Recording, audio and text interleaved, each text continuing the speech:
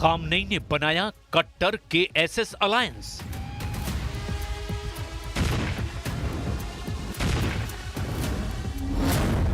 Baghdad के बारूद से जलेगा इजराइल।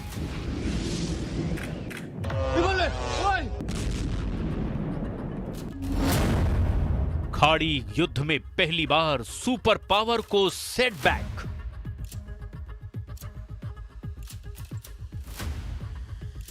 ये युद्ध रिमोट कंट्रोल से चल रहा है।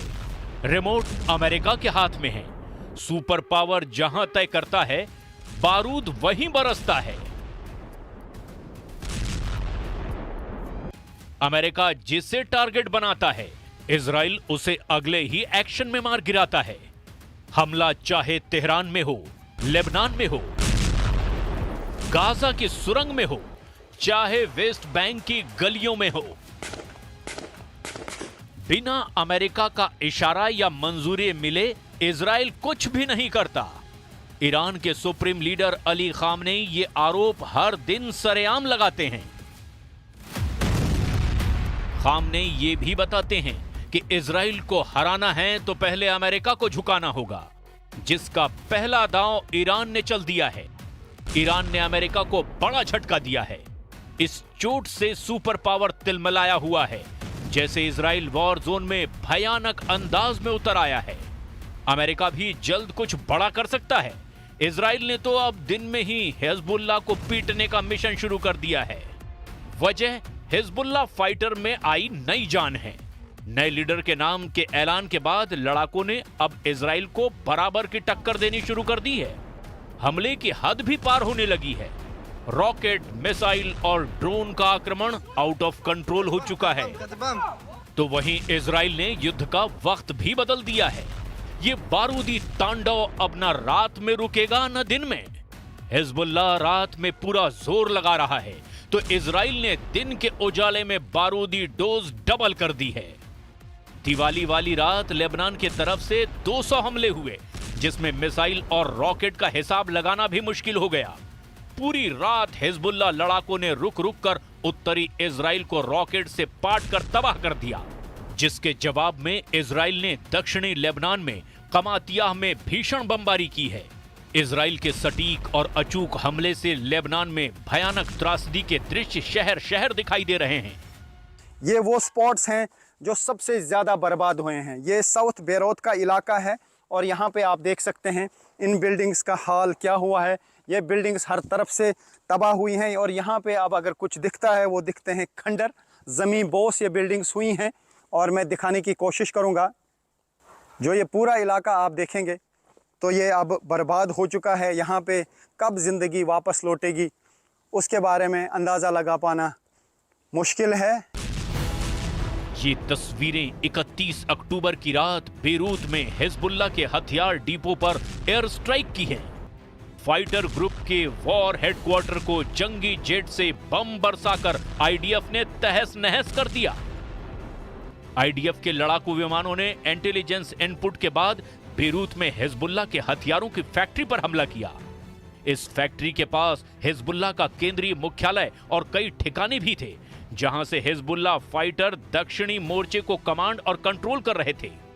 एयर स्ट्राइक में हिजबुल्लाह का यह हेडक्वार्टर पूरी तरह से तबाह हो चुका है, जिसके बाद आईडीएफ ने इस ऑपरेशन को हिजबुल्लाह पर सबसे जोरदार प्रहार बताया है। चाहे साउथ लेबनान हो, चाहे टियर का इलाका हो, नबाती का इलाका हो या फिर दहिया का इलाका हो, साउथ बेरूत के कुछ इलाके हैं, सब जगह पे यही हाल देखने को मिल रहा है। और यहाँ पे बहुत बड़े पैमाने पे तबाही हुई है। और ये मैं दिखाने की कोशिश करूँगा। यहाँ पे इर्द गिर्द आप देखिए इस स्पॉट पे क्या हुआ है।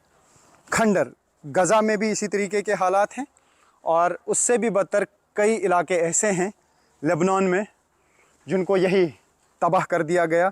ख़ास तौर से जो दहाई का इलाका है, यहाँ पर इतनी एयर स्ट्राइक्स हुई कि अब गिनना भी उनको मुश्किल हो रहा है। फ़क़दना अखन व हबीबन व अबन व क़ाइदन समाहत अल-अमीन अल-आम अस्सय्यद हसन नसरुल्लाह रज़वानुल्लाहि तआला अलैह, हाज़ा अल-इंसान अल-अज़ीम الذي بقي في الميدان الجهادي والرسالي।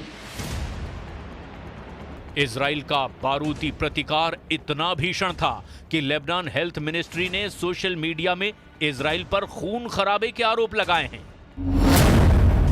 कमातियाह में दुश्मन इजराइल के हमले में 3 शहीद और 5 घायल हुए हैं। कमातियाह अटैक के बाद हिजबुल्लाह लड़ाकों ने इजराइल के मेटुला और हाइफा में जबरदस्त पलटवार किया। मेटुला में हिजबुल्लाह ने इजराइल पर अब तक का सबसे बड़ा हमला करके 7 लोगों को मौत के घाट उतार दिया है। अपर गैलीली में भी हिजबुल्लाह के 10 रॉकेट ब्लास्ट की तस्दीक इजराइल डिफेंस फोर्स की तरफ से की गई। उत्तरी इजराइल में हिजबुल्लाह के हमले में 4 विदेशी नागरिकों की मौत हो गई है, जिसकी पहचान भी कर ली गई है। हिजबुल्लाह के रॉकेट हमले में मारे गए 4 विदेशी नागरिक थाईलैंड के हैं, जिनके नाम काविसाक पंपनंग, अकाफोन वनासे, थान तिंगाटक और प्रयाग फिलात्रम हैं। मेटुला सिटी में बेमौत मारे गए थाई नागरिकों की पुष्टि थाईलैंड के विदेश मंत्री ने सोशल मीडिया पोस्ट में की।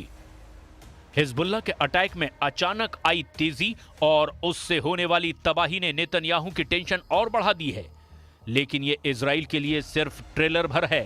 नेतन्याहू को घेरने का ऐसा प्लान बना है जिससे इजराइल युद्ध में बैकफुट पर आ सकता है। मुमकिन है ईरान की चाल से इजराइल कुछ ही दिन बाद युद्ध में चारों खाने चित भी हो जाए। खामनेई का ट्रैप जितना डेंजरस है उतना ही विनाशकारी भी।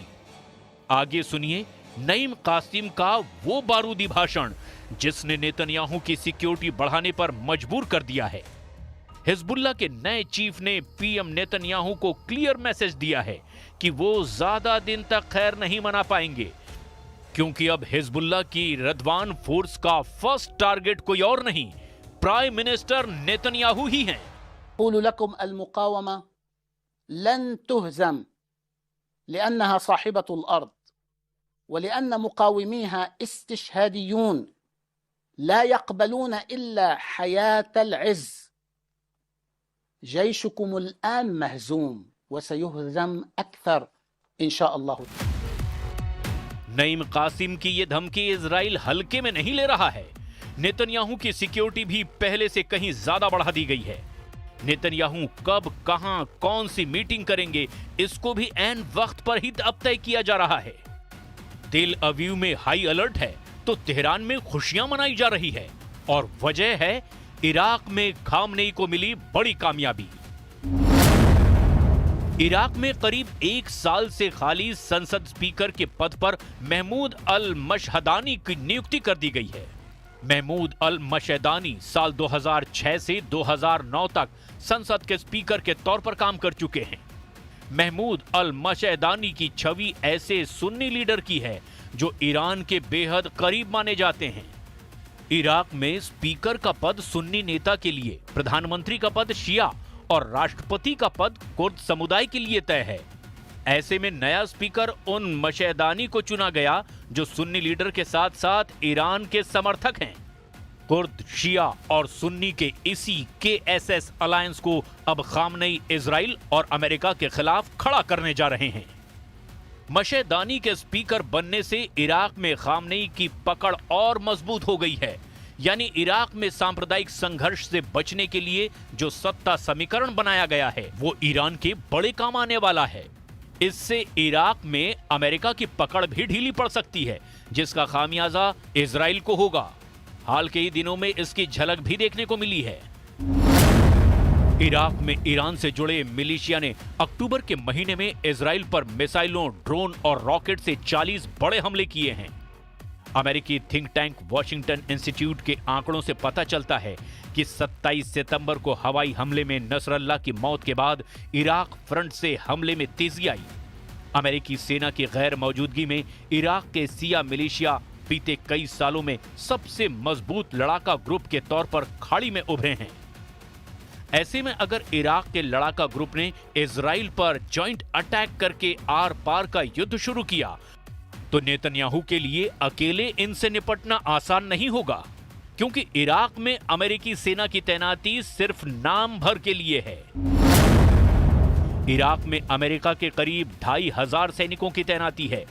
80 से ज्यादा सदस्यों वाले संगठन सेना को यूएस इराक में लीड करती है।